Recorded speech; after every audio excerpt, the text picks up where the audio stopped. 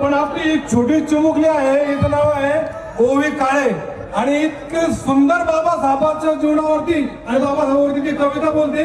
तर सगळ्यांनी थोडी शांतरित्या ऐका आणि मग काय धिराणा घालत होतो फक्त श्रीपाने घाला.